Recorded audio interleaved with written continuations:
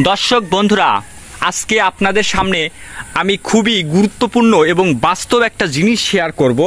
সেটা হচ্ছে আপনাদের পেঁপে চাষের পরে দেখবেন যে গাছে যখন ফুল ফল আসা শুরু হয়, একসাথে অনেকগুলা ফুল ফল আসা শুরু হয়, ঠিক তখন দেখবেন যে গাছের ফুলগুলো ঝরে পড়তেছে। আসলে এর অনেকগুলা কারণ থাকার পরেও দেখেন এইখানে কিন্তু ফলটা ঝরে পড়ছিল। আসলে আমার এই ফলগুলা সেট আপ হওয়ার পরে বৃষ্টি নামছিল, পচনের কারণে কিন্তু এই ফুলটা ঝরে পড়ছিল এবং এই ফুলটাও কিন্তু ক্ষতিগ্রস্ত হয়েছিল।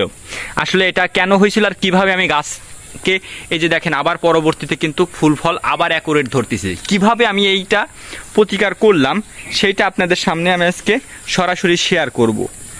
দর্শক বন্ধুরা, ভিডিওটি সম্পূর্ণ না টেনে দেখবেন এবং আমি আপনাকে শতভাগ সমাধান দেব। আমার এই টিপস পাওয়ার পরে আপনি 100% আপনার গাছে ফুল আর ফল কখনোই ঝরবে না। এর জন্য আপনাকে আসলে জানতে হবে কী কারণে ফুল ফল ঝরে যেতে পারে। এক, যখন গাছের বয়স 2.5 মাস থেকে 3 মাস হয় তখন গাছের প্রচুর পরিমাণে খাদ্যের প্রয়োজন হয়। হ্যাঁ, তখন কিন্তু গাছের খাদ্যের কোনো ঘাটতি রাখা যাবে না, তাহলে আমার ফলটা সম্পূর্ণ পুষ্টি পাইল। দ্বিতীয়ত হচ্ছে আপনার পচন লাগিয়ে ফুল ফল ঝরে পড়ে।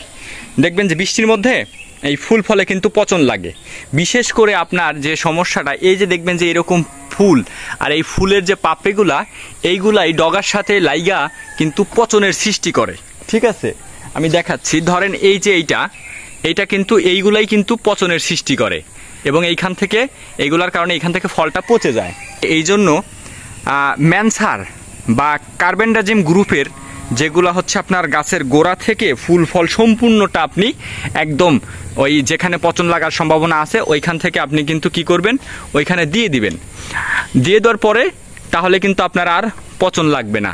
আরেকটা বিষয় হচ্ছে যে আপনার গাছের পাতার সুস্থতা, পাতা যদি সুস্থ থাকে, এই জন্য আপনাকে অবশ্যই পোকার আক্রমণ থেকে পাতাকে রক্ষা করতে হবে এবং আরও কি করতে হবে, আপনার পাতাগুলো সুস্থ রাখার জন্য প্রতি 7 দিন পর পর আপনার হচ্ছে পোকা দমন প্লাস ছত্রাক দমন, ছত্রাকের আক্রমণ থেকে ফুল ফল প্লাস সমস্ত পাতাকে রক্ষা করার জন্য আর আপনার গাছকে সার্বিক সুস্থ রাখার জন্য অবশ্যই আপনাকে কি করতে হবে, শিডিউল স্প্রে মেনটেন করতে হবে। 3 মাস পর্যন্ত সুন্দর হয়, তারপরে হচ্ছে উনি সঠিক স্প্রে পরিচর্যা করতে পারে না, জানে না, বিদায়ী কিন্তু তাদের বাগানটা সম্পূর্ণ লাভ প্রজেক্ট থেকে লস প্রজেক্টে চলে যায়।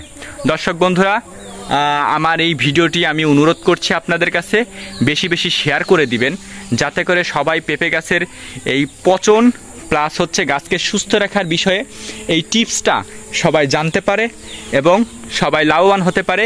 এই আশা ব্যক্ত করে আমি আমার আজকের ভিডিওটি শেষ করছি। আর আমার ভিডিওটি যদি আপনাদের ভালো লেগে থাকে, আমার Facebook page green agro farm and নার্সারিকে আপনারা ফলো দিবেন। আমি প্রতিনিয়ত পেঁপে, আঙ্গুর, তারপর আধুনিক কৃষিতে যত লাভবান হওয়া যায় সেইভাবে ভিডিও আপলোড করে থাকি।